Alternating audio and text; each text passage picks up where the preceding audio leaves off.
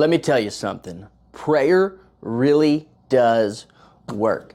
As we wrap up our series here on Real Short Talks with Ryan talking about prayer, I want to answer this question today.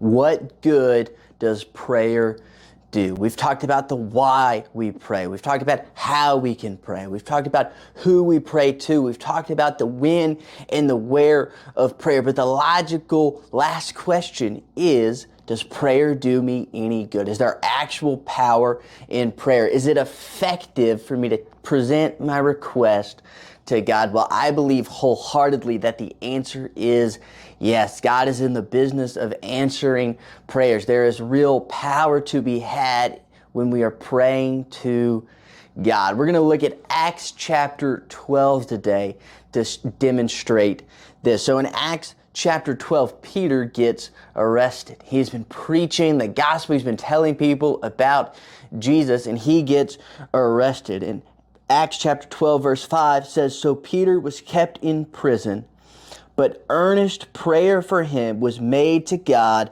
by the church." The early church obviously believed that there was power in prayer because they saw Peter, their brother and their leader, in prison, and they said, hey, we got to pray for him. Hey, we can't do anything else but pray to God. So they prayed to God.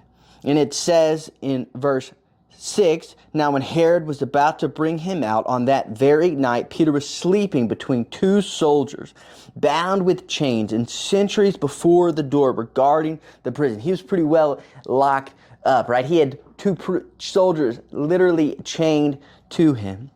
"And behold, an angel of the Lord stood next to him, and a light shone in the cell. He struck Peter on the side and woke him, saying, 'Get up quickly.' And the chains fell off his hands. And the angel said to him, 'Dress yourself and put on your sandals.' And he did so. And he said to him, 'Wrap your cloak around me and follow me.' And he went out and followed him." It says Peter didn't even recognize that what was being done was real, but he thought he was seeing a vision. And the angel led him out. And when Peter came to himself, he said, "Now I'm sure that the Lord has sent this angel and rescued me from the hand of Herod and from all the Jewish people were expecting." Peter recognized, hey, this is the Lord has done this. The Lord is working. He is responding to the prayers of the people that were praying for me.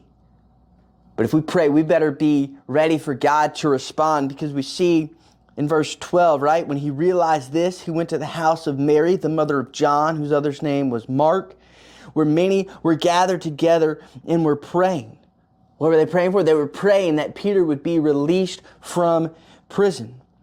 And so the servant girl answered the door when he knocked, and in her joy, she didn't open the gate, but she ran in and reported that Peter was standing at the gate. And what did they say? They said to her, "You are out of your mind."